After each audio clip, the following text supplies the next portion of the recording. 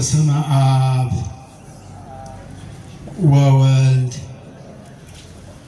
ወመንፈስ ቅዱስ አሐዱ አምላክ ይትባረክ እግዚአብሔር አምላከ አበዊነ ስቡህኒ ውእቱ ወልዑልኒ ውእቱ ለዓለም እስመ ሰምዖሙ እግዚአብሔር ለነዳያን እግዚአብሔር ድሆችን ሰምቷቸዋልና። የተከበሩ መላከ ፀሐይ ቀሲስ ሰናይ ባያብል የዚህ የመንበረ ብርሃን ቅዱስ እግዚአብሔር አብ ቤተክርስቲያን ዋና አስተዳዳሪ፣ የተከበሩ መምህር ሙሴ ዘነበ በአዲስ አበባ ሀገረ ስብከት የሕዝብ ግንኙነት ዋና ክፍል ኃላፊ፣ የተከበሩ የደብሩ ዋና ጸሐፊ፣ የሰበካ ጉባኤ ምክትል ሊቀመንበር፣ የሰበካ ጉባኤ አባላት፣ ሊቃውንተ ቤተ ክርስቲያን፣ አባቶቻችን መነኮሳት፣ ካህናት፣ ወንድሞች ዲያቆናት፣ ምእመናንና ምእመናት፣ አባቶች፣ እናቶች፣ ወንድሞች፣ እህቶች ሁላችሁም በእግዚአብሔር ስም እንደምን አደራችሁ? እንደምን አረፈዳችሁ? እንደምን ሰነበታችሁ? ለዚህች ሰዓትና ዕለት ያደረሰን ልዑለ ባሕሪ ቅዱሰ ባሕሪ ንጹሐ ባሕሪ ሕያወ ባሕሪ እግዚአብሔር አምላካችን ዛሬም ዘወትርም ስሙ የተመሰገነ ይሁን። እንግዲህ እንደሚታወቀው ወቅቱ የጾም ወቅት ነው። በዚህም ጊዜ ምእመናን በጸሎት እግዚአብሔርን የምትለምኑበት፣ የምትጸልዩበት፣ የምትጾሙበት፣ የምትሰግዱበት ወቅት ነው። ይሄ የጾም በረከት የሚገኝበት ነው። የጾም በረከት ደግሞ የጾመ የጸለየ ዋጋውን ከእግዚአብሔር ይገኛል ብሎ ቅዱስ ያሬድ ዘጾመ ወዘጸለየ እሙነ ይነስ እሴቶ እምኀበ እግዚአብሔር፣ የጾመና የጸለየ ሰው እውነተኛ የሆነውን ዋጋ ከእግዚአብሔር ይቀበላል፣ ይረከባል ተብሎ እንደተነገረው ሁሉ የጾመ የጸለየ ሰው ያለ ዋጋ የማይቀር ስለሆነ እግዚአብሔር አምላካችን ጾማችንን ያለ ዋጋ ያስቀርብን። የዕለቱ ትምህርታችን የሚሆነው ቅድም ቅዳሴ መካከል ዲያቆናቱ ሲሰብኩ የነበረውን ምስባክ መነሻ አድርገን ከዚያው ጋር አያይዘን ደግሞ ወደ ዕለቱም ወንጌል የምንሄድ ይሆናል። ምስባኩ መዝሙረ ዳዊት ከምዕራፍ 68 ቁጥር 32 ላይ ያለ ይሆናል። መዝሙር 68 ከቁጥር 32 ላይ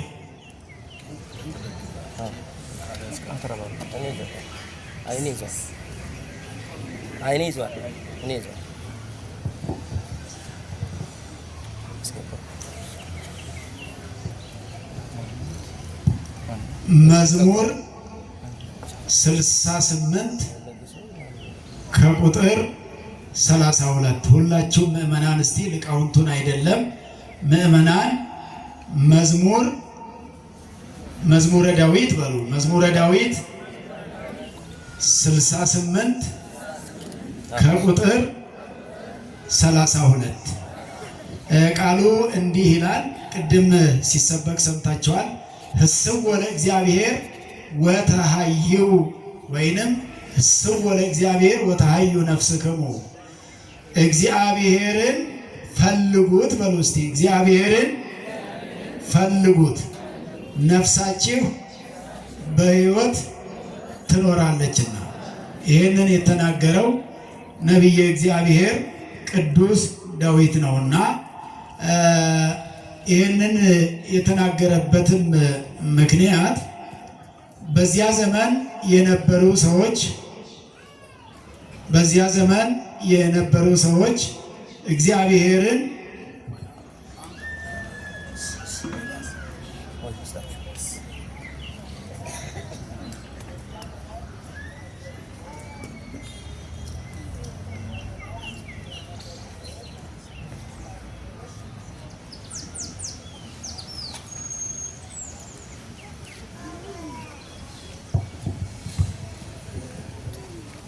እስመ ሰምዖሙ እግዚአብሔር ለነዳያን እግዚአብሔር ድሆችን ሰምቷቸዋልና ይላል።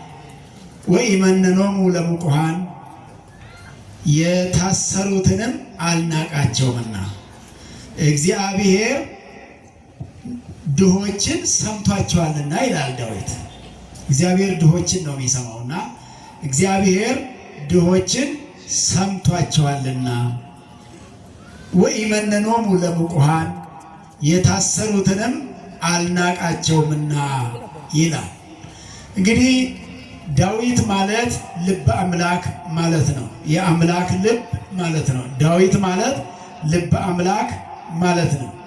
የአምላክ ልብ የተሰጠው ማስተዋሉ የተሰጠው ጥበቡ የተሰጠው ማለት ነው።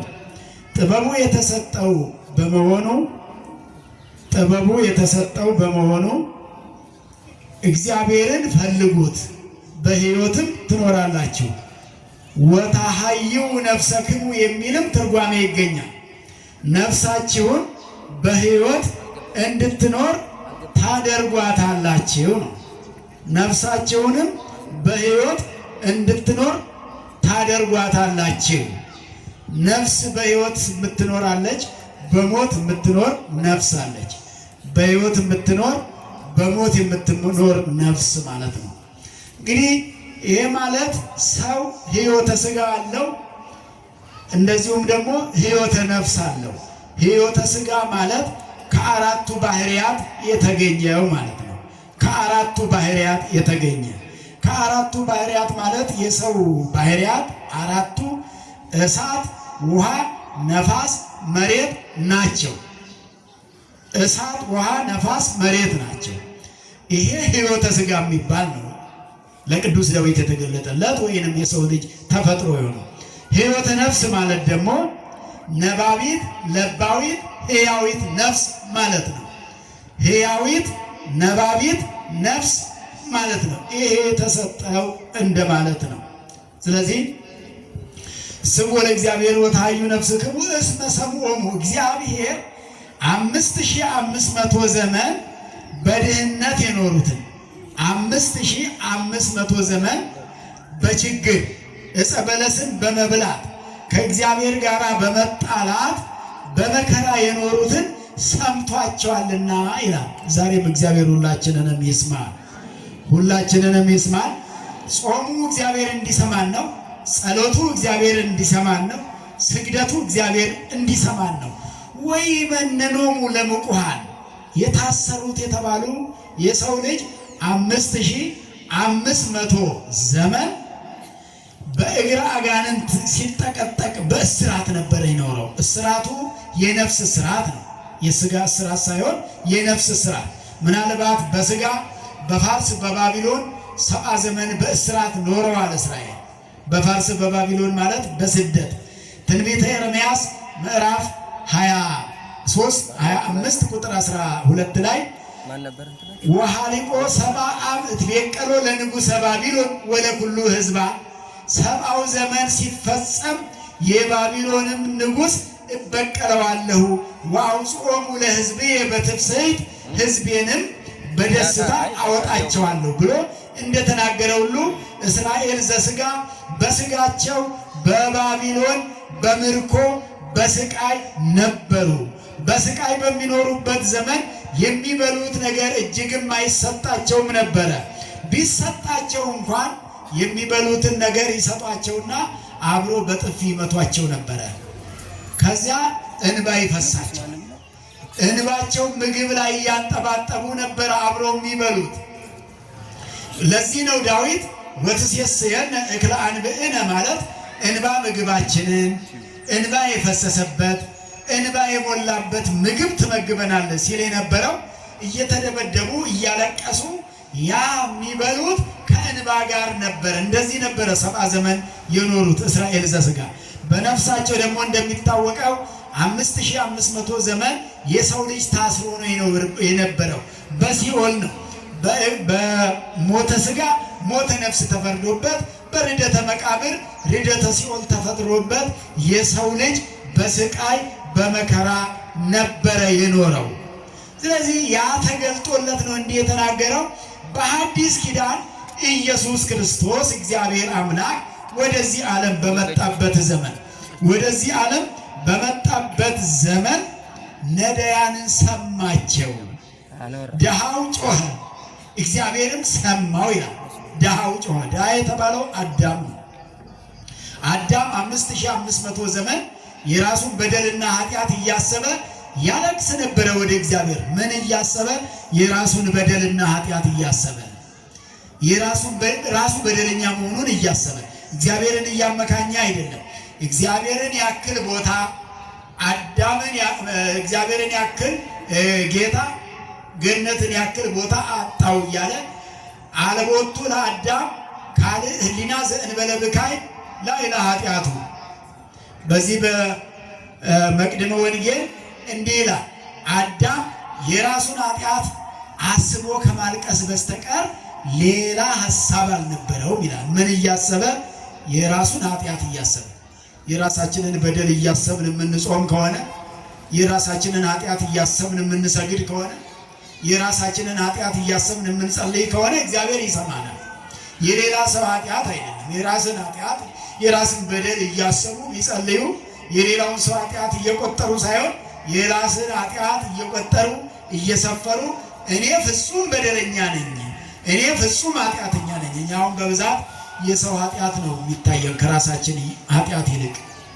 የሰው ኃጢአት ብዙ ይታየናል፣ የራሳችን ለእኛ አይታየንም። እንግዲህ ዳዊት ሲናገር የነበረው ግን የራሳችንን ኃጢአት እንድናይ ዝንቱ ነዳይ ጸርሐው እግዚአብሔር ሰምዖ። ይሄ ድሃ ከልጅነት የደኸየ የሥላሴን ልጅነት ያጣ መንግሥተ ሰማያት መግባት የተሳነው ከገነት የተባረረ እሱ ማን ነው? አዳም። እናታችን ሔዋን በደላቸውን እያሰቡ ነበረ ሲያለቅሱ የነበረውና ወይ መነኖሙ ለምቁሃን፣ እነዚህም በደለኞችን እግዚአብሔር አልናቃቸው። እነሱን ያልናቃቸው እግዚአብሔር እኛንም አይንቀንም ወገኖች። እኛ ራሳችን እንሰንፍ እንደሆነ እንጂ የእኛ ጾም ንጹሕ ጾም ሳይሆን ቀርቶ እንዳይሆን እንጂ ቂም በቀል የገባበት ጾም እንዳይሆን እንጂ እውነተኛ ጾም ከጾምን እግዚአብሔር ያለ ዋጋ አያስቀረንም ወገኖች። ስለዚህ ወይ መነኖሙ ለምቁሃን ማለት ነው። ቅዱስ ዲዮስቆሮስን በቅዳሴው እስመ ኢመነነ ወይ ተቆጣ ስእለተነ ወይ ያርሐቀ ሳህሎ እምኔነ፣ የእኛን ልመና አልናቀም ማለት ቅዱስ ዲዮስቆሮስ። እውነታውን የእኛ የምትሰጡት አስራት የምትሰጡት መባ እኮ በእግዚአብሔር ዘንድ እንደ ኃጢአታችን ቢሆን ኖሮ ተቀባይነት የማይኖረው የነበረ ነው። ነገር ግን እግዚአብሔር ስለታችንን አይልቅም፣ ልመናችንን አይንቅም። ለእኛም ብሎ ነው ሁሉን የሆነው። ለእኛም ብሎ ነው ዝቅም ያለው። ለእኛም ብሎ ነው ወደ ገዳመ ቆሮንቶስ ገብቶ 40 ቀንና 40 ሌሊት መጾም ያስፈልገው። 40 ቀንና 40 ሌሊት ነው የጾመው ገዳመ ቆሮንቶስ ገብቶ ለእኛ ጾሙን ለማስተማር። ጾም የማይገባው እሱ በደል የለበትም፣ ኃጢአት የለበትም። ምን መጾም ያስፈልገዋል? መጸለይ ያስፈልገዋል ስለራሱ። ለእኛ ጸሎት ሊያስተምረን እንጂ መጸለይ እኮ ለእሱ አይገባውም፣ አያስፈልገውም። ስለኛ ብሎ ጾመ፣ ስለኛ ብሎ ጸለየ። መጨረሻ ሻም ስለኛ ብሎ ነው የተሰቀለው። ወይ መነኖሙ ለምቁሃን ማለት ይሄ ነው። ወደ ወንጌሉ ስንገባ የዮሐንስ ወንጌል ምዕራፍ 3 ቁጥር 16 ላይ ጀምሮ ነው ያለው። ኃይለ ቃሉ ያለው ምዕራፍ 3 ቁጥር 17 ላይ ነው። ምዕራፍ 3 ቁጥር 17 ላይ እንዲህ ይላል፣ እስመ ይፈነወ እግዚአብሔር ለወልዱ ውስተ ዓለም ከመ ይኮንኖ ለዓለም። እግዚአብሔር አብ በሉ ወገኖቼ፣ እግዚአብሔር አብ ነው ዛሬ። እግዚአብሔር አብ ልጁን ወደዚህ ዓለም የላከው በዓለሙ ላይ እንዲፈርድ አይደለም፣ ያድነው ዘንድ ነው እንጂ። ደስ አይልም ይሄ ቃል? እግዚአብሔር አብ ልጁን ወደኛ ልኳል። ይሄን እናውቃለን። ልጁ ማን ነው? እግዚአብሔር ወልድ ነው። የእግዚአብሔር አብ ልጅ እግዚአብሔር ወልድ ነው። እግዚአብሔር ወልድን ከሰማየ ሰማያት ወደኛ ልኳል። እግዚአብሔር አብ ምን ብሎ? ውረድ ተወለድ ብሎ። ምን ብሎ? ውረድና ተወለድ ብሎ። ወደ ዓለም ውረድ ተወለድ ብሎ። ከማን ተወለድ ብሎ? ከእመቤታችን ከቅድስት ድንግል ማርያም ተወለድ ብሎ ልቆታል። እንዲወለድ የእግዚአብሔር አብ ፈቃድ ነው። የእግዚአብሔር መንፈስ ቅዱስም ፈቃድ ነው። የወልድ ወደኛ መውረድ የራሱ ፈቃድ ብቻ አልነበረም። የራሱ ፈቃድ አለ፣ የእግዚአብሔር አብ ፈቃድ አለ፣ የእግዚአብሔር መንፈስ ቅዱስ ፈቃድም አለበት። ለዚህ ነው ደራሲው ቅዱስ ኤፍሬም በማክሰኞ ውዳሴ ማርያም እስመ በፈቃዱ ወበስምረተ አቡሁ ወመንፈስ ቅዱስ መጻ ወአድኀነነ ይላል።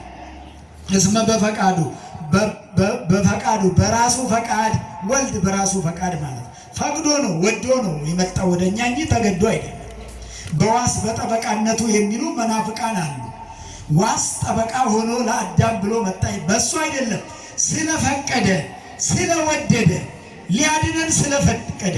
አዳም የሚድን ሆኖ እኮ አልነበረም እግዚአብሔር ወደ ምድር የወረደልን፣ የማይድን ነበረ። ነገር ግን እግዚአብሔር አልናቀውም። ሰውን የማይንቅ እግዚአብሔር የተመሰገነ ይሁን። ማናችንን ንቆ ያውቃል እግዚአብሔር? ማናችሁ ናችሁ ቤተ እግዚአብሔር መጣችሁ ተነቃችሁ የምታውቁት? አልሰማችሁም የተባላችሁ ማን ናችሁ? ጸሎታችሁን አልሰማም ብሎ እግዚአብሔር እዚህ መድረክ ላይ እዚህ ቤተ መቅደስ ላይ ስትመጡ ስትጸልዩ አልሰማም ጸሎታችሁን አልቀበልም ብሎ ከበር የመለሰው ሰው ማንን አለ? እግዚአብሔር። እንደ ሰው እኔ ከበር የሚመልሱ ብዙ ናቸው። ራሳቸው ብቻ የሚጸድቁ ሌላው እንዳይጸድቅ የሚፈልጉ አይታጡ። እግዚአብሔር ግን ማንን ከበር ላይ መለሰ? እንደ ኃጢአታችን ብዛት እንግዲያው ከበር መመለስ የሚገባን ነበር እኮ እኛ። በቤተ መቅደሱ መቆም የሚገባን አልነበርንም እኛ። ይህን ማመን ያስፈልጋል። የራስን ማንነት በደንብ አድርጎ ማወቅ የሌላውን ሰው ማንነት ከማወቅ ይልቅ የራስን ቅድም እንደነገርኳቸው ከዚያ ወደዚህ ዓለም የመጣው በአባቱ በራሱ በመንፈስ ቅዱስ ፈቃድ ወደዚህ ዓለም መጣ። ወደዚህ ዓለምም መጥቶ በዓለሙ ይፈርድ ዘንድ አልነበረም አለ። በዓለም ላይ እንዲፈርድ አይደለም። እየሰማችሁ ነው? በዓለም ላይ እንዲፈርድ አልመጣም። ሊያድነው ነው እንጂ ሊፈርድበት አልመጣም። ሊያድነው እንጂ ሊፈርድበት አልመጣም። ሊፈርድብን አልመጣም። እግዚአብሔር ወደዚህ ዓለም አንዳንድ ጊዜ አሁን መሬቱ ሲንቀጠቀጥ፣ ጎርፍ ሲነሳ፣ እሳት አደጋ ሲነሳ፣ ዓለም ሲወናበር ሲጮህ እግዚአብሔር እየፈረደ ነው የምንል ሰዎች አለን። አሁን ለፍርድ አይደለም። የፍርዱ ሰዓት ይሄ አይደለም። ሐዲስ ኪዳን የምህረት ዘመን እንጂ የፍርድ ዘመን አይደለም። አሁን የፍርድ ሰዓት አይደለም። ምናልባት ተፈጥሮ በራሱ የሚዛባበት የራሱ ምክንያት ሊኖረው ይችላል። በመጽሐፍ ቅዱስ አካሄድ ግን በሐዲስ ኪዳን ዓመተ ምህረት ነው። እንደውም ከኖህ ዘመን ጀምሮ እግዚአብሔር ምንድን ያለው? ምድርን በንፍር ውሃ አላጠፋትም ያለው። በንፍር ውሃ አላጠፋትም። ለኖህ ነው ይሄን ቃል ኪዳን የሰጠው እግዚአብሔር። ምድሪቱን በአደጋ አላጠፋትም ብሎ በቃል ኪዳን ነው የሰጠ እግዚአብሔር አምላክ። ስለዚህ ሊፈርድ አልመጣም ነው። እንደውም አይታችሁ ከሆነ መጽሐፍ ቅዱስን ስታነቡ ዛሬ ሰንበት ቅዳሜዋ በዚህ ኢየሱስ ክርስቶስ ወደዚህ ዓለም በመጣበት ዘመን በዚህች ቀን ነው በብዛት ህመምተኞች ይፈወሱ የነበሩት። መቼ ነው የሚፈወሱ የነበሩት? ቅዳሜ ቀን። የብሉይ ኪዳኗ ሰንበት እቺ ስለነበረች ማለት። በዚህች ቀን ህመምተኞች ሲፈወሱ ግን ብዙዎች ይከፋቸው ነበር። ህግ ጠባቂዎች ነን የሚሉ ጸሐፍትና ፈሪሳውያን፣ ቤተ አይሁድ የሚባሉ 8 ቤተ አይሁድ አሉ። ስንት ናቸው? 8 ፓርቲ ናቸው። አይሁድ ማለት በ8 ክፍል የሚከፈሉ ናቸው። በዛ በስምንቱ ስር ደግሞ በጣም ብዙ ሺህ ህዝብ ነው ያለው። ያ ሁሉ ወንጌል የሚያሳድድ ነው። ያ ሁሉ ክርስቶስን የሚያሳድድ ነው። ያ ሁሉ ክርስቶስን የሚገፋ ነው። ደግሞ የሚገርመው ይሄ ስምንቱ ቤተ አይሁድ ሁሉ የእጁን ተአምራት ያገኛል። እሱ እንጀራ ሲያበረክት እየበሉ እኮ ነው የሚያሳድዱት። እሱ ያበረከተውን እንጀራ ይበላሉ። የአምስቱን እንጀራና ሁለቱን ዓሣ አበርክቶ አብልቷቸዋል። እንዳውም በዚህ በወንጌል ዮሐንስ ምዕራፍ 10 ቁጥር 33 32 ጀምሮ 30 ጀምሮ ስታነቡት ከ31 ጀምሮ ስታነቡት እንዲህ ብሏል ጌታ ኢየሱስ ክርስቶስ። ያን ጊዜ ጌታን አይሁድ እነዚህ ሰዎች ስምንቱ ፓርቲ እርሱን ለመግደል ድንጋይ ይዘው ሲሯሯጡ ምን ይላቸው ነበረ? በምን ምክንያት ነው ልትወግሩኝ የምትፈልጉት አላቸው። በይነምን ትወግሩኒ፣ ስለምን በምን ምክንያት ነው ልትገሉኝ፣ ልትወግሩኝ፣ ልትፈነክቱኝ የምትሯሯጡት ሲላቸው ምን ቢመልሱ ጥሩ ነው? ስለ ክፉ ስራ ነው አሉ። ስለምንድን ነው ያሉት? ስለምንድን ነው ያሉት? እግዚአብሔር እውነት ክፉ ስራ ይሰራል? ኢየሱስ ክርስቶስ ይሰራል ብላችሁ ታምናችሁ ስለፈራችሁት ነው ወይስ እውነት ገብቷችሁ ነው? አውቃችሁት ነው? ክፉ ስራ ይሰራ ማለት እግዚአብሔር የተመሰገነ ነው። ሰይጣን ነው ክፉ ስራ የሚሰራ። ስለ ክፉ ስራ ነው አሉ እነሱ። ምስጋና ለሱ ይሁን። ክፉ የማይሰራውን ክፉ ይሰራል አሉት። በምን መለኪያ? በራሳቸው መለኪያ አላወቁም አሉ እናታችን። እውነት ነው። ስለ ክፉ ስራ ነው አሉና ዘርዝራችሁ ንገሩኝ አላቸው ኢየሱስ ክርስቶስ። ክፉ ስራዬንና መልካም ስራዬን ወባይቱ በእንተ ጽርፈትከ በእንተ ሰናይሰ ግብርከ እንወግረከ ወባይቱ በእንተ ጽርፈትከ፣ ስለ መልካም ስራ ልንወግር አንፈልግም፣ ስለ ክፉ ስራ ግን ልንወግር እንፈልጋለን አሉ። ክፉ የቱ ነው አላቸው። መልካሙ ስራ የቱ ነው አላቸው። ተመልከቱ ፍርዳቸውን እንዴት እንደሚወርድ። መልካም ስራ ያሉት ይሄ እንጀራ እያበረከት የምታበላን ነገር መልካም ስራ ነው አሉት። ለእንጀራ ነው አሁን እየተገዙ ያሉት። እንጀራ እያበረከት የምታበላን ነገር ይሄ መልካም ነው፣ ይሄን ቀጥልበታል። እግዚአብሔር ነኝ ግን አትበለን አሉት። እግዚአብሔር ነኝ አትበለን፣ ይሄ ነው ሃይማኖት ተሽሯል አሉት። እንዴት አንተ እግዚአብሔር ትሆናለህ? እናትን ማርያምን እያወቅናት። እነሱ ደግሞ የሚናገሩትን ነገር አላቸው። ዮሴፍ የሚሉት እነሱን ሁሉ እናውቃቸዋለን። እነዚህ ዘንን ነአብር አማሁ ወእሞ፣ አባቱን እናቱን የምናውቀው እንዴት ከሰማይ ወረድኩ ይለናል። እዚህ በናዝሬት ዘገሊላ ለእናቱ ውሃ እየቀዳ እንጨት እየሰበረ እየተላላከ እንደዚህ ዘመን ደግሞ ወደ ሱቅ እየሄደ የሚላላክ ልጅ አለ አይደለ? ኢየሱስ ክርስቶስ እኮ በናዝሬት ዘገሊላ ሲያድግ እንዲሁ በነፃ ሲላላክ ነበር። እንደ ዛሬ ልጆች የዛሬ ልጅ አሁን ሱቅ ሄደ ዕቃ ገዝተና ቢሉት 10 ብር ብትሰጡት በ9 ይገዛ አንዷን ያዝ ያደርጋታል ሲመለስ ማለት ነው። ኢየሱስ ክርስቶስ ይህን ሳይል ነው ሲላላክ የነበረ፣ እንጨት ሲሰብር የነበረ። ጨዋ ልጆች ደግሞ የሚገዙትን ገዝተው የሚያወጡትን አውጥተው የተረፈው ከተገዛው ዕቃ ጋር አምጥተው ይሰጡና ባለቤቱ ነው እቺን ደግሞ ከረሜላ ግዛባት ብሎ የሚሰጥ፣ ብስኩት ግዛባት ብሎ የሚሰጥ። ኢየሱስ ክርስቶስ እንደዛ ሲላላክ ስላደገ ምን አሉት? እዚህ ስትላላክ የምናውቅ ደግሞ ከሰማይ ወረድኩ ትለናለህ? ከሰማይ የሚወርድ እንዲህ አይደለም አሉ። ከሰማይ የሚወርድ በበረት አይወለድም አሉ። እነሱ በቤተ መንግስት እንዲወለድ እኮ ነው የሚፈልጉት። በቤተ መንግስት ይወለዳል ብሎ ይጠባበቃሉ። አሁንም ሲጠባበቁ ነው ያሉት እነዚህ ሰዎች እስከ ዛሬ ቀን ድረስ። አሁንም ገና ይወለዳል እያሉ ነው። እሱ ሊያግም ሊመጣ ነው። እንደ ፍርዳቸው እንደየፍርዱ ሊሰጥ ሊመጣ ነው። እንዳውም የጾም እኩሌታ እንግዲህ ለእያንዳንዱ እንደየስራው የሚፈርድበት ነገ የምትማሩት። ሁለተኛ ሊመጣ ደርሷል፣ አንዴም አልመጣም እያሉ እየተጠባበቁ ነው። እግዚአብሔር ከዚህ ይሰውረን ወገኖቼ። ከዚህ ነፃ በመሆን ልደቱን ማመን፣ መጠመቁን ማመን፣ መነሳቱን መሰቀሉን ማመን፣ መቀበሩን ማመን፣ መነሳቱን ማመን፣ ማረጉን ማመን፣ ዳግም መምጣቱን ማመን ክርስትና ይሄ ነው። በክርስትና ያኖረን እግዚአብሔር የተመሰገነ ይሁን። ይህን ሳናውቅ ብንኖር ኖሮ ጉዳታችን ምን ያክል ነበረ? ምን ያክል ነበረ የምንበደለው? ከመንግስተ ሰማያት በር ላይ ተመለሱ የምንባል ነበር እኮ የምንሆነው።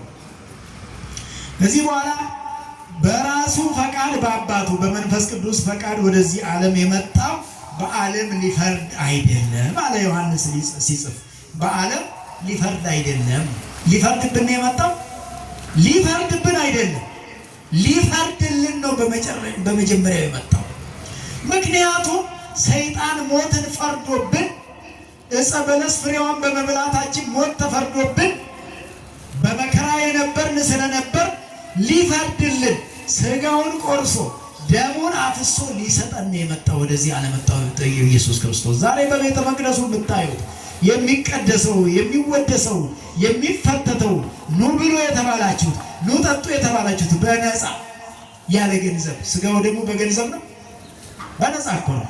በገንዘብማ ቢሆን ስንት ብር ሊገዛው ይችላል? ይሄን በስንት በዶላር በፓውንድ ምን ይገዛዋል? ሥጋው ደሙን የሚገዛ ነገር አለ? ባይሆን እኛ የነፃ ነገር ስለሆነብን ቸላንን ይሆናል። መቼም እኛ ሲወደድ ነው የምንወደው የምንፈልገው። የተወደደ ነገር ዋጋው ውድ ነው የተባለ እኛ አሁን ስለ ዋጋ መናር መንደድ እናውራለን። በዓለም ስለሚመገበው ኢኮኖሚው ንሯል፣ አሻቅቧል፣ ሰማይ ደርሷል፣ አልተቻለም፣ መኖር አልተቻለም እንላለን። እሱ እውነት ነው። እሺ ይሁን። በነፃ ስለሚበላውስ፣ ስላልናረውስ፣ ስላልተወደደውስ፣ ዋጋ አልባ ዝም ብሎ በነፃ የምንበላውንስ፣ ያለ ዋጋ የምንጠጣውንስ ስለሱ መቼ ነው የምናወራው? አሁን እያወራን ያለነው እኛ ስለዚህ ስለሚጨምረው ብቻ ነው። መጨመር አይደለም ከና አካቴው ገንዘብ የማይወጣበት ያለ ገንዘብ የምንበላው ንስሐ መግባት ብቻ የሚጠበቅብን። ንስሐ ለመግባት ደግሞ ሰው መሆን ብቻ የሚበቃል። ምን መሆን ይበቃናል? ሰው መሆን ብቻ ይበቃል። ንስሐ ለመግባት ሌላ ምንም አያስፈልግም። ሰው ከሆኑ ንስሐ ለመግባት ሌላ የሚከለክል ነገር የለም። ንስሐ ምስጢር ንስሐ የተሰራው ለሰዎች ልጆች ነውና፣ መጸጸት የተሰራው ለሰው ነውና የምንጸጸት እኛ ነን። አራዊቱን አይመለከት፣ እንስሳቱን አይመለከት፣ አይዋፉን አይመለከት፣ ቅዱሳን መላእክትንም አይመለከትም። ስለዚህ ሰው ለመሆናችን እግዚአብሔር ነው ያደረገው። ሰው መሆን ደግሞ ለንስሐ ያበቃናል። ንስሐ መግባት ደግሞ ለሥጋው ደግሞ ያበቃናል ማለት ነው። ያለ ዋጋ የምንቀበለውን የሰጠን እግዚአብሔር የተመሰገነ ይሁን። ወደዚህ ዓለም የመጣው በዓለም ሊፈርድ አልነበረም ማለት ቁረቡ ሊለን የመጣው ሊያቆርበን የመጣው ሥጋዬን ብሉ ደሜን ጠጡ ሊለን ነው። በአጭር ቁመት በጠባብ ደረት ተወስኖ የመጣው እንጂ ሊፈርድብን አልነበረም። በዓለም ሊፈርድበት አልመጣም። እንደውም እንደነገርኳችሁ ሕመምተኞች በብዛት ወደ ኢየሱስ ክርስቶስ ይጎርፉ ነበር። ያኔ ብዙ በሽተኞች ይወስዱለታል፣ ከእግሩ ስር ይጥሉለታል። እግር ለሌላቸው እግር ይሰጣቸዋል፣ እጅ ለሌላቸው እጅ ይሰጣቸው ነበር፣ ጆሮ ለሌላቸው ጆሮ ይሰጣቸው ነበር፣ ዓይን ላልነበራቸው ዓይን ይሰጣቸው ነበር። ለእኛም የውስጥ ዓይን ይስጠን እግዚአብሔር። ሀበነ እግዚኦ አዕይንተ አእምሮ ወትረክ ያከ ይርአያ ወአይዛኒነሂ ቃለ ዘባሕቲትከ ይስማዓ። የውስጥ ዓይን ስጠን አለ በቅዳሴ ጊዜ። የውስጥ ዓይን ያስፈልገናል። እኛ አሁን የውጭ ዓይን አልታወረገኝም። የውጭ ዓይን እንዲሰጠን አንፈልግም አለን። ሲፈጥረን ሙሉ ሰው አድርጎ ፈጥሮ እግርም አለን እየተራመድንበት ነው። እጅም አለን እየጨበጥንበት እየዳሰስንበት ነው። ጆሮም አለን እየሰማ። ስለዚህ አሁን ምንድነው የሚያስፈልገን? የውስጥ ዓይን። እንዲህ በሉ ምእመናን፣ አቤቱ ጌታ ሆይ በሉ፣ የውስጥ ዓይኖችን ስጠን፣ የውስጥ ጆሮችንም ስጠን። የውስጥ ዓይኖቻችን አንተ ያዩ ዘንድ፣ የውስጥ ጆሮቻችን ያንተን ቃል ብቻ ይሰሙ ዘንድ። እግዚአብሔር የተመሰገነ ይሁን። እንዲህ ነው የሚያስፈልገን። የውስጥ ዓይን አሁን ያስፈልገናል። እኛ ስለ ጤሞስ እናወራ በባለፈው ጊዜ ሲወራ እነዚህ ኢየሱስ ክርስቶስ ዓይን የሰጣቸው ሰዎች ልሙጥ የነበሩ እንደውም እሱስ የውስጥ ዓይኑ ያያል፣ የኛውን አላይ ያለ። የኛ ደግሞ አሁን በዚህ ዘመን ያለ የውስጥ ዓይናችን አላይ ብሏል። ይሄኛው እየተንበጎበገ ነው። መነጽርም አለው አብዝቶ፣ የርቀት ተብሎ የቅርብ ተብሎ የንባብ ተብሎ ብዙ አይነት መነጽሮች አሉ። በዓይንም ላይ ተጨምሮ ነው። ይሄ የውጭው አልተቸገረም። አሁን የተቸገርነው የውስጥ ዓይን ነውና የውስጥ ዓይኖችን ይስጠን። እነዚያ ሰዎች 8ቱ ቤተ አይሁድ የወንጌል ጠላቶች የነበሩ ኃጥአን መጸብሃን ይባላሉ፣ ጸሐፍት ፈሪሳውያን ይባላሉ፣ እንደዚሁም ረበናት ይባላሉ፣ ሊቃነ ካህናት ይባሉ፣ መላእክተ ሕዝብ ይባላሉ፣ መገብተ ምኵራብ ይባላሉ። በዚህ በመቅደመ ወንጌል ላይ በብስራቱ ላይ የሚነገሩ ናቸው። ስለዚህ እነዚህ ሁሉ የወንጌል ጠላቶች ነበሩ። ኢየሱስ ክርስቶስ ሲያደርግ የነበረውን ግን ቅዱስ ዮሐንስ አብሮ ስለነበረ ዮሐንስ ምዕራፍ 3 ቁጥር 17 ላይ አሁን የተነሳንበት ላይ ሊፈርድብን አልመጣም፣ እንደውም ሊፈርድልን ነው፣ እንደውም ዓለምን ሊያድን ነው። ከመ ያህዮ ለዓለም ዓለሙን ሊያድን ነው የጾመው እኮ ኢየሱስ ክርስቶስ። ሊፈርድ ቢሆን አይጾምም ነበር።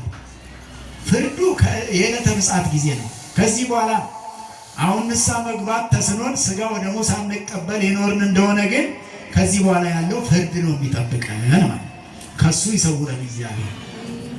እሱ በዕለተ ምጽአት፣ ዕለተ ምጽአት ማለት ዳግም ሞት ማለት ዳግም ምጽአት፣ የኢየሱስ ክርስቶስ ዳግም መምጣት ያኔ ነው። አሁን አንዴ እንደመጣን ያለው ሁለተኛ አልመጣም ገና ነው። መቼ እንደሚመጣም አይታወቅም የሁለተኛው አመጣጡ። ከሁለተኛው አመጣጡ በፊት ግን ከሚመጣው መቅሰፍት ራስን መጠበቅ ያስፈልጋል። ከፍርድ ከቅጣት ራስን መጠበቅ ያስፈልጋል። ስለዚህ ከዚሁ ጋር አያይዞ ቅዱስ ዮሐንስ ሲጽፍ ጌታ ኢየሱስ ክርስቶስ ያስተማረውን ወንጌል ምን አለ? እስመ ብርሃን መጻ ውስተ ዓለም፣ ብርሃን ወደ ዓለም መጥቷል አለ። ብርሃን ወዴት መጥቷል? ወደ ዓለም። ብርሃን ማን ነው? ኢየሱስ ክርስቶስ። ኢየሱስ ክርስቶስ ብርሃን ሆኖ ወደዚህ ዓለም መጣ። ብርሃን ኢየሱስ ወደዚህ ዓለም መጣና ምን አደረገ? ሰው ሁሉ አለ ክፉ የሚሰራ ሰው ወደ ብርሃን አይመጣም አለ። ወዴት አይመጣም? ወዴት አይመጣም? ክፉ የሚሰራ ሰው ወደ ብርሃን አይመጣም አለ። ብርሃን አይፈልግም ማለት ብዙ ነውር ነገሮች የሚሰሩት በር ተዘግቶ ጨለማን ተገን አድርጎ ከሰው ተሰውሮ ነው የሚሰራውና ክፉ የሚሰራ ሰው ወደ ብርሃን አይመጣም ማለት ይደበቃል። ወደ ብርሃን መምጣት አይችልም፣ ያሳፍረዋል። ስራው ስለሚያሳፍረው ወደ ብርሃን አይመጣም ማለት። መልካም የሚሰራ ግን ወደ ብርሃን ይመጣል። ስራው ይገለጥ ዘንድ። ምኑ ይገለጥ ዘንድ? በእግዚአብሔር ፊት የሚገለጠውን ስራ እግዚአብሔር ይስጠን። በእግዚአብሔር ፊት የምንገለጥበት ስራ ከሚባሉት ውስጥ አንደኛው ጾም ነው። አንደኛው ምንድነው? ጾም ነው። ጾም በእግዚአብሔር ፊት የምትገለጡበት ነው። በእግዚአብሔር ፊት የምትታዩበት ነው። ይልቁኑ ይሄ ከሰባቱ አጽዋማት በሰባቱ አጽዋማት ጊዜ ተደብቆ መጾም አይቻልም። በግልጽ ነው የሚጾመው። ለምን? የአዋጅ ጾም ስለሆነ። ንስሐ የገባችሁበት የግል በደላችሁ ባለ ጊዜ የምትጾሙት ግን እናንተና ያ ንስሐ የገባው ሰውና መምህረ ንስሐው ብቻ ነው የሚያውቀው። ከዛ እግዚአብሔር ነው። ለሌላው ሰው እንዲታወቅ አይፈለግም። ከንቱ ውዳሴ እንዳይሆንበት፣ ንስሐ ገብቷል ተብሎ ምድር ላይ እንዳይነገርለት፣ ዋጋው በምድር እንዳይቀርበት ዋጋው በምድር እንዳይቀርበት። ይሄ ግን በሰው ፊት የሚገለጡበት ጾም ነው። በግልጽ የሚጾሙት ጾም ሳይደበቁ ሳይሸሸጉ። ስለዚህ ምግባር ከተባለው በእግዚአብሔር ፊት በሰው ፊት የሚገልጠው አንዱ ጾም ነው። ምጽዋታችሁንም ስትመጸውቱ ስትሰጡ በሰው ፊት የምትገለጡበት ነው።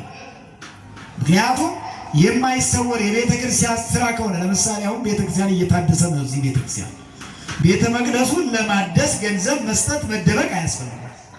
በግልጽ የታወጀ ስለሆነ በግልጽ የታወቀ ስለሆነ የሁሉም ሰው ርብርቦሽ የሚያስፈልግ ስለሆነ ሁሉም ሰው ተባብሮ ጽላቱን ወደ ነበረበት መልሶ በቤቱ አገልግሎት ማግኘት ስለሚገባ ስብሐተ እግዚአብሔር ማስድረስ ማስቀደስ ስጋውን ደሙን መቀበል ስለሚገባ ስለዚህ የምትገለጡበት ምጽዋት ነው። ይሄ ጸሎትም ቤተ እግዚአብሔር መጥታችሁ የምታስቀድሱት ቅዳሴ ጸሎት ነውና ጸሎተ ቅዳሴ ነው የሚባለውና ይሄም የምትገለጡበት እንጂ የምትሰውሩበት አይደለም። ተሰጥኦ ለመቀበል ይሰማብኛል ተብሎ አይደበቅም ማለት ነው። በአዋጅ ነው ዲያቆኑ ተንሥኡ ለጸሎት ያለው። እናንተ ደግሞ እግዚኦ ተሳለነ እንድትሉ ካህኑ ቅድም ሲቀድሱ እንደነበረ ሰላም ለኩልክሙ ሰላም ለሁላችሁ ይሁን ሲሉ እንደ ቃልህ ይደረግልን እንድትሉ። ምስለ መንፈስከ ሳይሆን ከመንፈስህ ጋር ሳይሆን የሚተረጎመው እንደ ቃልህ ይደረግልን ነው። ምስለ መንፈስከ የሚሆነው ለኢየሱስ ክርስቶስ ነው። ኢየሱስ ክርስቶስ ሰላም ለኩልክሙ ስላለ በኢየሱስ ክርስቶስ ጊዜ ምስለ መንፈስከ ይባላል። ከባህሪ ሕይወቱ ጋር ለማለት። አሁን የሚቀድሱት ካህን ግን ሰው ናቸው፣ የከበሩ ሰው ናቸው እንጂ እግዚአብሔር ወልድ ማለት አይደለም። ስለዚህ በዚህ ጊዜ ትርጓሜያችን እንደ ቃልህ ይደረግልን ተብሎ ነው ተስጦ መቀበል የሚቻለው። ሰላም ለሁላችሁ ይሁን እያለ ያለው እግዚአብሔር ሳይሆን ካህኑ ነው።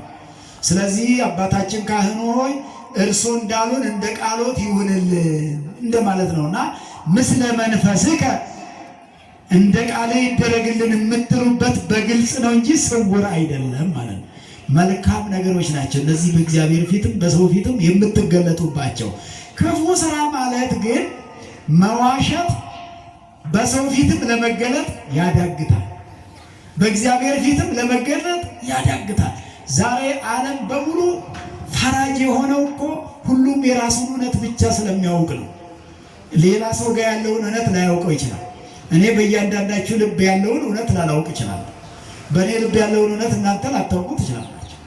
አንዱ ማንም ሰው በአንድም ሰው ልብ ውስጥ ገብቶ ማወቅ አይቻልም ከሚናገረው ነገር ተነስቶ ካልሆነ በስተቀር።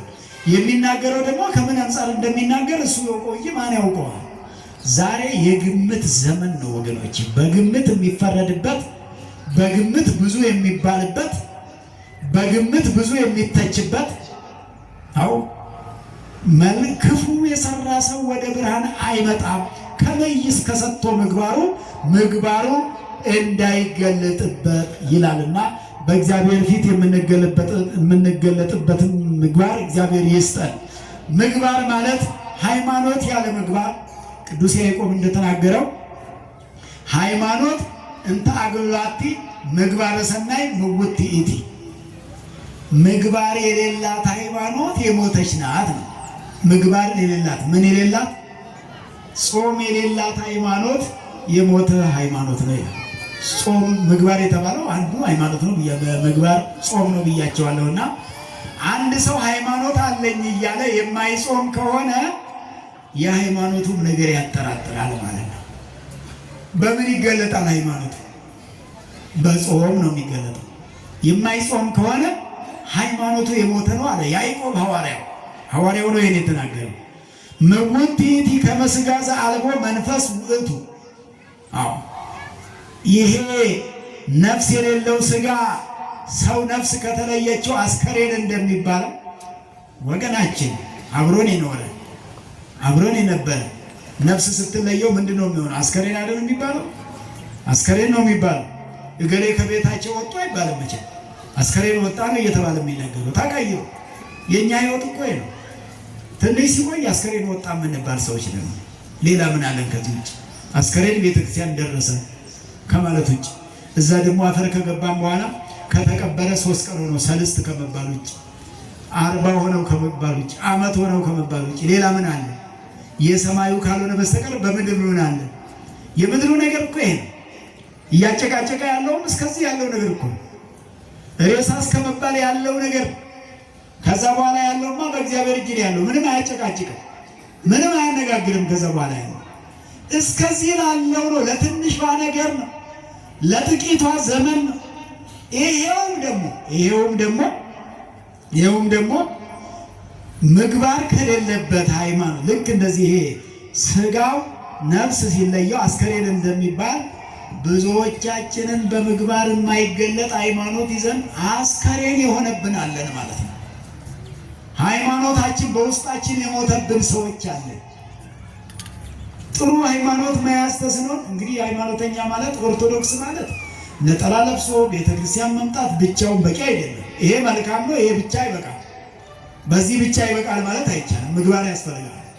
እንግዲህ ወይንም ደግሞ የኦርቶዶክስ እምነት አባል ሆኖ የሰበካ ጉባኤ ክፍያ መክፈል ብቻውን ለዚህ ለሃይማኖተኝነት ብቻውን አያበቃም።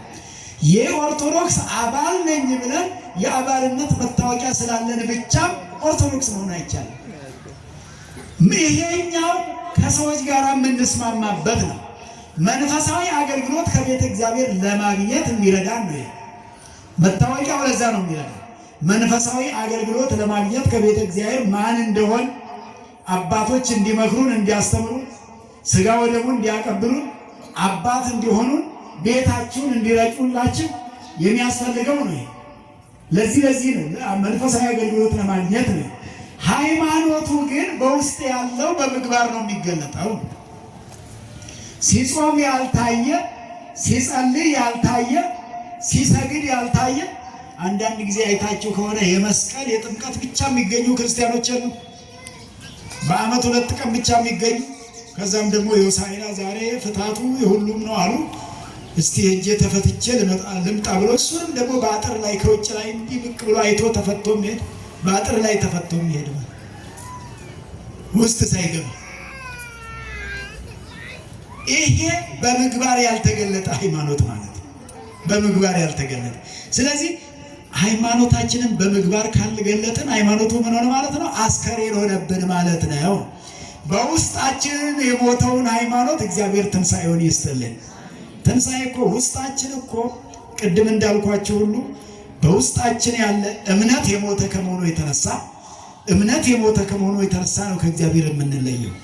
ሕያው የሆነ እምነት በውስጣችን ሲኖር ግን ሕያው የሆነ እምነት በውስጣችን የኖረ ከሆነ ግን በእምነታችን ከእግዚአብሔር ዋጋችንን የምናገኝ እንሆናለን ማለት ነው። ስለዚህ አምላካችን ይህን ነው ምግባር የተባለው። ይሄ በሰው ፊት ከመይት ከሰጥቶ ምግባሩ ያ ክፉ ስራው እንዳይገለጥበት ወደ ሰው ፊት አይመጣም፣ በሰው ፊት አይታይም ያለው ለዚህ ነውና አምላካችን መድኃኒታችን ኢየሱስ ክርስቶስ የእግዚአብሔር አብ የባህሪ ልጁ ነው። የእግዚአብሔር አብ የምኑ ልጅ ነው? የባህሪ ልጁ ነው። የባህሪ ልጅ ማለት ምን ማለት ነው? ብዙ ጊዜ ተሰሙታላችሁ በቤተክርስቲያን።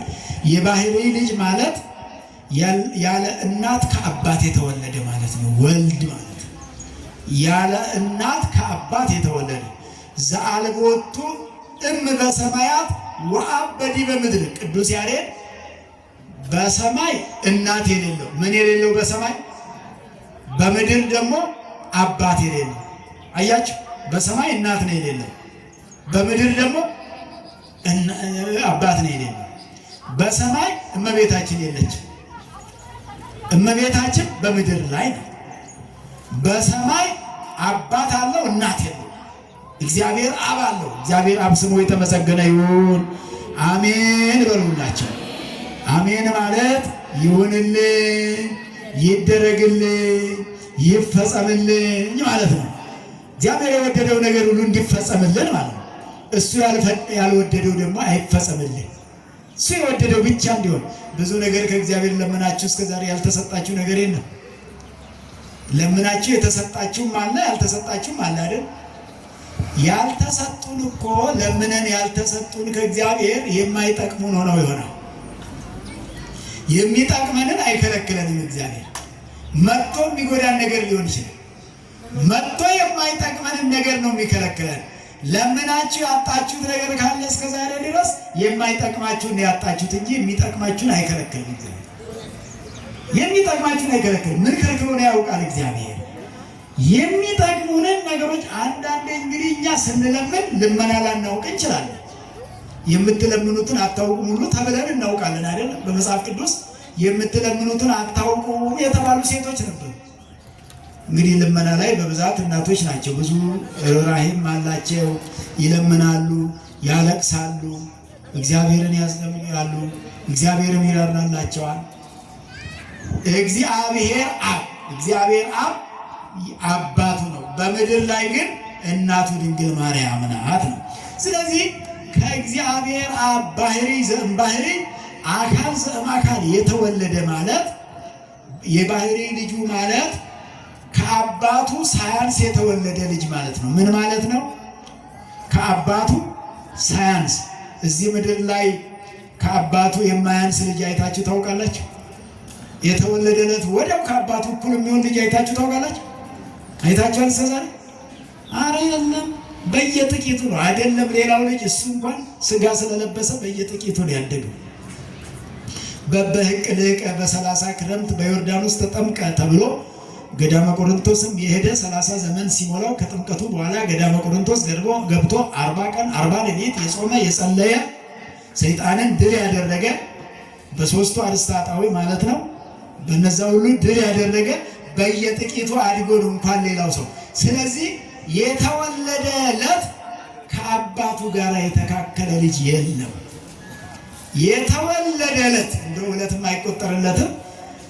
ተወልዶ ወዲያውኑ ከአባቱ ከእግዚአብሔር አብ የተካከለ እግዚአብሔር ወልድ ብቻ ነው።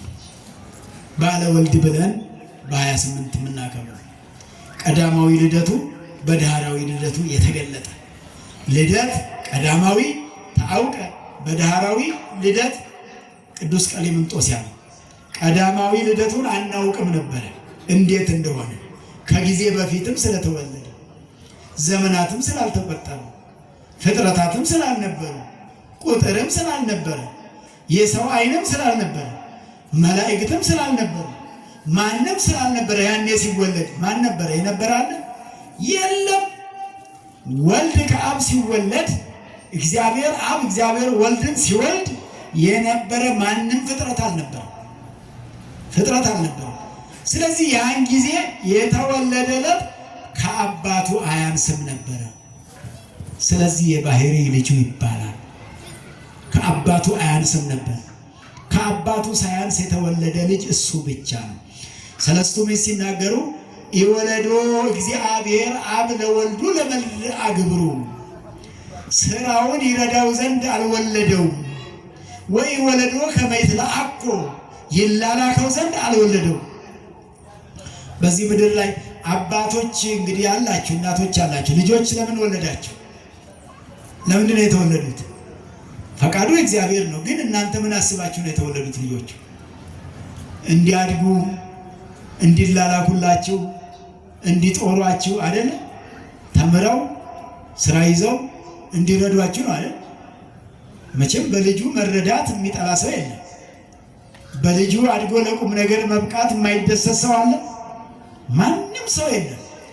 አብ ግን ወልድን ሲወልደው እግዚአብሔር አብ እግዚአብሔር ወልድን ሲወልደው እንዲያድግለት ስራ እንዲሰራለት ወይ ዓለምን በመፍጠር እንዲረዳው ፀሐይና ጨረቃን በማፈራረቅ እንዲረዳው አይደለም። ሰለስቱ ምዕት እንዲህ ያሉት ቀንና ሌሊት ማፈራረቅ እሱ አቅቶት ይሄን እንዲረዳው አይደለም አሉ ሰለስቱ ምዕት። ደክሞት ነው እንዲረዳው ነው ወይ ወደፊት እሱ የሚያረጀው ነው የሚተካለትም አይደለም። ሲወለድ ጀምሮ ከሱ የሚተካከል ነውና እግዚአብሔር አብ ይሄ ነው ምስጢሩ። እግዚአብሔር አብ እግዚአብሔር ወልድን የወለደው ለዚህ ሁሉ አይደለም። ነገር ግን የአብ መውለድ የወልድ መወለድ የአብም የወልድም ፈቃድ ነው። የማን ፈቃድ ነው? የአብም የወልድም ፈቃድ ነው። ነገር ግን ዛሬ ልጆች ከአባቶቻቸው ሲወለዱ ልጆቹ የሚፈቅዱት ነገር አለ እንዴ? መፍቀድ ይችላሉ? የሚያውቁት ነገር አለ? ምን ያውቃሉ? እኛም እያንዳንዳችን ከአባቶቻችን ከእናቶቻችን ስንወለድ ምን የምናውቀው ነገር ነበር? ምን ነበር? የምታውቁት ነገር ነበር? አናውቅም። እርሱ ግን ያውቃል። የተወለደለት ወልድ ከባህሪ አባቱ የተወለደለትም ያውቃል። ምስጢረ ሥላሴ ነው። ስለዚህ እኛ የምናመልከው ይህንን ነው ወገኖች። ዝም ብሎ በግምት የሚባል ነገር አይደለም። ዝም ብሎ ከመንገድ ዳር የተገኘ ሃይማኖት አይደለም። የረቀቀ የጠለቀ በመንፈሳዊነት ሊያዩት የሚችሉ ጋዊነት የማይታይ እንዲሁ ዝም ብሎ ተሰብስቦ ሃይማኖት ነው ተብሎ የተገኘ ሃይማኖት አይደለም። ሰለስቱ ምዕት የተናገሩትን ቅድም በድጓው ሃይማኖት እንተ እምኀበ አብ ተፈጥረት ሀበ ወልድ ታበጽሕ ወሀበ መንፈስ ቅዱስ ትትፌጸም። ከአብ ዘንድ የተገኘች ሃይማኖት ይላል።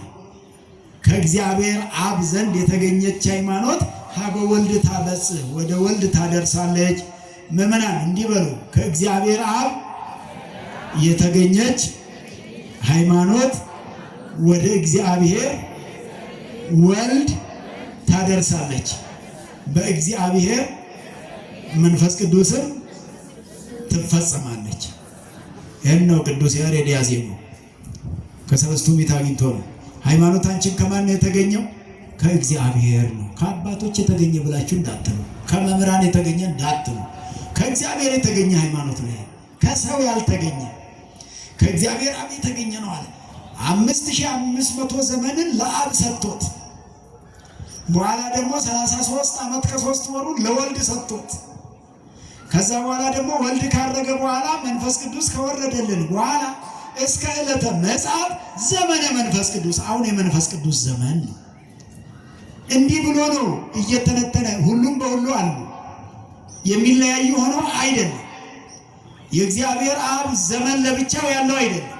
ወልድም ለብቻው ያለው፣ መንፈስ ቅዱስም ለብቻው ያለው ሥራ የሰሩባቸውን በዘመነ ብሉይ 5500 ዘመንን በምጽአት እግዚአብሔር በደመና ተናገረን እያሉ ነቢያት እንደዛ ያስቡ ስለነበር እንደዛ ያምኑ ስለነበር በኋላ ደግሞ ወልድ ሥጋ ለብሶ በምድር ላይ ተስፋው ደርሶ ሐዋርያትን ይዞ ሲያስተምር ስለነበር የአምስት ገበያ ሕዝብ ይከተለው ስለነበር የአምስት ገበያ ሕዝብ የሚባለው 5000 ሕዝብ እንደማለት ነው። ይሄም ደግሞ እናቶችና ልጆች ሳይቆጠሩ ነው። እናቶችና ልጆች ሳይቆጠሩ አባወራው ብቻ ተቆጥሮ ነው። ሕፃናትና ሴቶች ቢቆጠሩ ደግሞ ወደ 20,000 ሊደርስ ይችል ይሆናል። እንደውም በዛ በበረከተ ህብስት ነው በዚህ መልክ የተነገረው። ለአምስት ገበያ ህዝብን ያጠገበው ኢየሱስ ክርስቶስ ህብስቱን ሲያበረክት ሲያበላ የአምስት ገበያ ህዝብ ውስጥ ግን እነዛ ቤተ አይሁድም አሉበት። ይህንን ሲቆጥር ዘእንበለ አንስት ወደቅ አለና ምነው እናቶችና ልጆች ለምን አልተቆጠሩም በረከተ ህብስት ላይ ሲባሉ መተርጉማን አባቶቻችን ምን አስቀምጠዋል? ትልልቆቹ ወንዶች በደንብ ስለሚጎርሱ እነሱ ብቻ ተቆጠሩ ይባላል። እናቶችና ልጆች ደግሞ በደንብ እናቶችም አይን ስለሚያፍሩ በደንብ አይቆርሱም አይጎርሱምና አልተቆጠሩም ይላል። ሕፃናቱም ደግሞ ከሚውጡት ከሚጎርሱት ይልቅ የሚፈረፍሩት ይበልጣልና ይላል። እንግዲህ ይሄ በዛ ትርጓሜው በተተረጎመበት በ16ኛው መቶ ክፍለ ዘመን የነበረ ነው። ምናልባት በዚህ ዘመንም እውነትም ይሄ ማፈሩ አለ የለም እንግዲህ ዓለም የሚያውቀው ጉዳይ ነው የሚሆነው። ሊኖርም ላይኖር ይችላል አይታወቅም። ስለዚህ በረከተ ህብስት እያበረከተ ያበላ ነበረ፣ ወንጌል ያስተምር ነበረ፣ ይጾም ነበረ፣ ይጸልይ ነበረ። በኋላም ተሰቀለ፣ ሞተ፣ ተነሳ፣ አረገ። እስከዛ ድረስ ያለውን ዘመነ አብ ዘመነ ወልድ ሀበ ወልድ ታበጽሕ ወደ ወልድ ታደርሳለች፣ ወደ ወልድ ታደርሳለች። ወደ ወልዱ የሚያደርሰው ይሄ ነው ማለት ውሃ በመንፈስ ቅዱስ ትትፈጸም በመንፈስ ቅዱስ ትፈጸማለች። ፍጻሜያችንም መንፈስ ቅዱስ አይለየን ወገኖቼ። በመንፈስ ቅዱስ መንፈሳውያን የተሰኘን በመንፈስ ቅዱስ መንፈሳውያን አሰኝቶናል እግዚአብሔር። መንፈሳውያን ነን አይደል? መንፈሳውያን ነን በሉ። መንፈሳዊ ሰው ደግሞ ስጋዊ ስራ አይሰራም። እንግዲህ ያለ ግብራችን ያለ ስማችን ግብራችን እንዳይሆንብን ማለት ስማችን መንፈሳዊ መንፈሳውያን ናቸው። ኦርቶዶክስ ናቸው፣ አስቀዳሽ ናቸው፣ ቁራቢ ናቸው። እንዲሁም መቁረቡ እስከሚሳካም ደግሞ ማስቀደሱ አንዱ ትልቅ ነገር። ይህ ሁሉ ኖሮን ግን ከዚህ ጋር የሚቃረን ስራ ካለ ከዚህ የወጣ ስራ ካለ ትልቁ እንደውም በጾም ሰዓት እኮ ቅዱስ ያሬድ ያስቀመጠው ይጹም አይን ይላል። አይን ይጹም ይላል። ሰምታችሁ ታውቃላችሁ አይደለ? አይን ይጹም ሲባል እኛው ምግቡን ነው እየጾምን ያለ ነው። አይናችን ምን መጾም እንዳለበትና እንደሌለበት አይናችን ጾመኛ አሁን ጾመኛ ነው አይደል? አይናችን ጾመኛ ነው። እንደዛው ጆሮአችንም ጾመኛ ነው። አንደበታችንም ጾመኛ ነው። በይበልጥ አሁን በጣም አልጾም ብሎ ያስቸገረው አንደበታችን ነው። አንደበታችን ሰው እያማ ከሆነ እየጾምን አይደለም ማለት ነው። ጾም ፈርሷል፣ ተፈስኳል ማለት ስንቴ ፈስከናል በዚህ በግማሽ ጾም። እዚህ አሁን ግማሽ ጾም ላይ ደርሰናል። ነገ ግማሽ ጾም ነው፣ ዛሬ ዋዜማ ነው። ስንቴ ፈስካቸዋል። ያልፈሰከ ሰው እንደው የጠነከረ ሰው ይኖር ይሆን? እኔ ብዙ ጊዜ ፈስኬ ሊሆን ይችላል። ሰው ካማን እኮ ተፈሰከ ማለት ነው። የእንስሳቱን የቀረው እንጂ ይሄኛው ተፈስኳል። ይሄ ፍስክ ነው ማለት።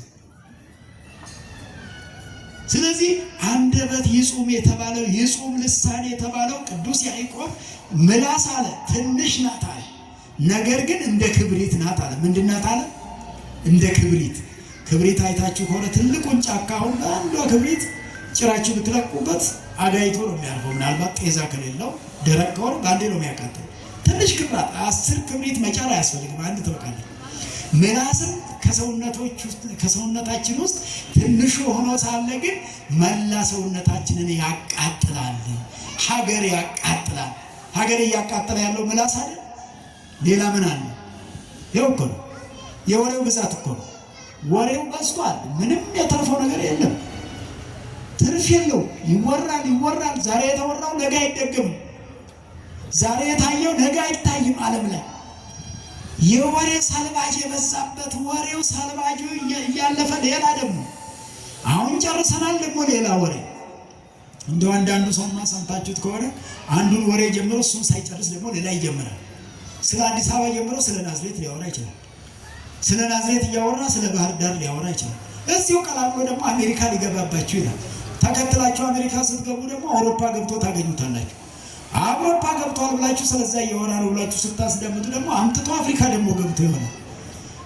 ሲያወራው መከተል እንኳን እስኪያቅት ድረስ አንዱን ጨርሶ ወደ አንዱ ማይሻገር እንደው ሲያወራ እንኳን አንዳንዴ ስታወሩ ወገኖች አንዱ ስለ አዲስ አበባ ከሆነ የሚወራው አዲስ አበባን ጨርሶ እሱን ጨርሰናል ቀጥሎ ምን እናወራ ተብሎ እንኳን ቢወራ ይሻላል። ቢያንስ ምን እንጀምር ተብሎ ደግሞ ርዕስ የወሬ ርዕስ እንደው ለመጽሐፍ ቅዱስ ብቻ ነበር ርዕሱ የነበረው እስከዛሬ። እንደው ለሚወር በዚህ ልክ አንደበት አልጾም ብሎ በጾሙ ሰዓት እንዲሁ በመወቃቀስ ስብከቱም እናንተን ከወቀሰ ዋጋ ስለሌለው ራስን በራስ ብንወቅስ ነው ጥሩ። እግዚአብሔር እንዲህ ይላል በትንቢተ ኢሳይያስ ምዕራፍ 1 ቁጥር 18 ላይ ወይቤ እግዚአብሔር ኑ እንዋቀስ እንዋቀስ ይላል እግዚአብሔር አለ ኢሳይያስ። ምን እንበል ይላል? እንዋቀስ፣ እንካሰስ፣ እንነጋገር።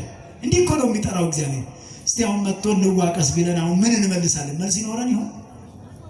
ወቀሳ ቢጀመር እኛ ነን የምንወቀሰው። እሱን የምንወቅሰው ምን አለ? ምን እናመካኛለን ለሱ? አሁን ቀኑን ሌሊቱን አሁን ጊዜው ዘመኑም ከፍቷል ይባላል። ዛሬ ከፍቷል። እውነት ዘመኑ ከፍቷል። ዘመን ምን ሆነ? 24 ሰዓት እኮ ነው አንድ ቀን የሚባለው። አሁንም ድሮ ምንም አልሆነም። በአባቶቻችንም ዘመን አንድ ቀን የሚባለው ቀኑ 12 ሰዓት ሌሊቱ 12 ሰዓት ነው። አሁንም እንደዛው ነው። የተቀየረ ነገር አለ? እኛ ስለከፋን ዘመኑ ከፍቷል እንላለን። ዘመኑን ያከፋነው እኛ ነን። የኛ መክፋት ነው ዘመኑን ክፉ እያሰኘ ያለው እንጂ ዘመኑ ከፍቶ አይደለም። እንደውም እግዚአብሔርማ መቼ ነው እስቲ እንደው ሳያነጋ ሳያመሽ አሳልፎ ያውቃል? በሰዓቱ ቀኑንም በሰዓቱ ሌሊቱንም። እንደ ክፋታችን ቢሆን በእውነተኛ ዝናብ ሊዘንብልን የሚገባ ሰዎች ነበር። ቀኑ ሌሊቱ ሊነጋልን የሚገባ ሰዎች ነበር። ቀኑ ሲመሽ አንድም ቀን እንደ ክፋታችን ብዛት እግዚአብሔር የ12ቱን ሰዓታት ሌሊት ወደ ቀን አላመጣው። አደራርቦ 7 ቀን ሌሊት አላደረገብንም። እግዚአብሔር በዝናብ ያበቅላል፣ በፀሐይ ያበስላል፣ ይመግባል፣ ያኖራል፣ ያሳድራል፣ ያውላል፣ ያኖራል፣ እንደውም ይከባከበናል። እንደኛ ክፋት ይሄ የሚሆነው ሁሉ ያንሰናል ወገኖቼ። ያውም እግዚአብሔር ቸር ሆኖ ነው። ለትምህርት የሚሆን ነገር ብቻ ነው አሁን ያለው። እንድንማርበት፣ እንድንመከርበት፣ እንድንስተካከልበት፣ እንድንድንበት ነው። ስለዚህ እግዚአብሔር አብ በዓለም ሊፈርድ አላከውም ልጁ ዓለምን ያድን ዘንድ ነው የትምህርታችን ርዕስ። ዓለምን እግዚአብሔር አብ እግዚአብሔር ወልድን ወደዚህ ዓለም የላከው ዓለሙን ያድነው ዘንድ እንጂ ሊፈርድበት አይደለም። ላይፈርድብን የመጣ እግዚአብሔር የተመሰገነ ይሁን። ልጁንም የላከው ሂድ አድናቸው ብሎ ነው። ሂድ ከወደቁበት አንሳቸው ብሎ ነው እግዚአብሔር አብ። ቅዱስ እግዚአብሔር አብ ወድቀን እንዳንቀር ተቀዳሚ ተከታይ የሌለው አንደኛ ልጁን ወደዚህ ዓለም ላከ። እንዳለው ወረደ፣ ተወለደ፣ ተሰቀል፣ ሙት አለው። በመጨረሻ ደግሞ ምን አለው? ተሰቀል አለው። ለማን? ስለኛ። ሂድ ተሰቀልላቸው ብሎ ነው የላከው። ሂድ ሙትላቸው አለ። ተሰቅለ ሙትላቸው ተው። ማን ነው ልጁን ለሞት የሚልከው? ለሰው ሂድና ሙት ብሎ ልጁን የሚልክ ሰው አለ እንዴ? ብዙዎች ሰዎች እኮ ልጆች ወደ ጦር ሜዳ ሲልኩ የሰው ልጅ እንጂ ጦር ሜዳ የሚልኩት የራሳቸውን ልጆች አሜሪካ ነው የሚያስቀምጡት፣ አውሮፓ ነው የሚያስቀምጡት። ልጁን ሂድና ሙት ብሎ የሚልክ አለ እንዴ? ማን ነው ይሄን የሚያደርገው? ማንም አያደርገው። የሌለ ነው። ዓለማት አላደረጉትም። የዓለም ባለስልጣናት አላደረጉም። የዓለም ባለሀብቶች አላደረጉትም። የዓለም ፖለቲከኞች አላደረጉትም። የራሳቸውን ልጆች ደብቀው የሌላ የደሃ ሰው ልጅ ሂድ ሙት ብሎ ይልካሉ። እንደዛ አድርገው ያጫርሳሉ። ይህን ያደርጋሉ እንጂ ማን ነው የራሱን ልጅ ሂድና ሙት ለሰዎች ብሎ የሚልክ? እግዚአብሔር አብ ግን ቅዱስ እግዚአብሔር አብ ግን ልጁን ሂድና ሙት ብሎ ልኮልናል። ልጁም በመስቀል ላይ ተሰቅሎ ሞቶ ሞታችንን ድል አደረገልን። እግዚአብሔር የተመሰገነ ይሁን። አሜን ነው መባል ያለበት፣ አብይ ጾም ስለሆነ ማለት ነው። አሜን አሜን ስንል በእውነት ይደረግልን ይፈጸምልን ማለት ነው። ልጁን ልኮ በመስቀል ላይ ሲሰቀል 6666 ጊዜ እንዲገረፍ በልጁ ላይ ግርፋት ፈረደበት። በልጁ ላይ ግርፋት አዘዘበት። ልጁ እንዲገረፍ፣ ልጁ እንዲሞት ቅዱስ ጳውሎስ በሮሜ መልእክቱ ምዕራፍ 5 ቁጥር 10 ላይ እንዲህ ይላል። የመጨረሻ ጥቅሳችን ነው። ቅዱስ ጳውሎስ ሮሜ ምዕራፍ 5 ቁጥር 10 ላይ እኛ ጠላቶቹ ሳለን በሉ ምእመናን ልጁን ለሞት አሳልፎ ሰጠልን። አያችሁ፣ እኛ የእግዚአብሔር ጠላቶች ሳለን እኮ ነው። ያው እንግዲህ ወዳጆች ለሆኑትም ልጁን ለሞት የሚልክ የለም፣ እንኳን ለጠላቶቹ። ጠላቶች ተብለን የእግዚአብሔር ጠላቶች ሆነን እግዚአብሔርን አስቀይመን እግዚአብሔርን አሳዘነን እግዚአብሔርን በድለን እያለን ልጁን ሂድና ሞትላቸው አለ። ወልዶ ጥቀ ኢመከ እምኔነ ለልጁ አራራለትም እግዚአብሔር አብ ቅዱስ እግዚአብሔር አብ ለልጁ ሳይራራለት ልጁን ለሕማም ለሞት አሳልፎ ሰጥቶ እኛን ከሞት አድኖን ልጁም ሥጋዬን ብሉ ደሜን ጠጡ ብሎ ሰጥቶን በምልዕልተ መስቀል ሥጋውን ቆርሶ ደሙን አፍሶ ሰጥቶን ሥጋውን በልተን ደሙን ጠጥተን የዘላለም ሕይወት አግኝተናልና ይሄን ያደረገልን ቅዱስ እግዚአብሔር አብ፣ ቅዱስ እግዚአብሔር ወልድ፣ ቅዱስ እግዚአብሔር መንፈስ ቅዱስ በአንድነታቸው በሦስትነታቸው የተመሰገኑ ይሁኑ። ወስብሐት ለእግዚአብሔር። ይቆየን።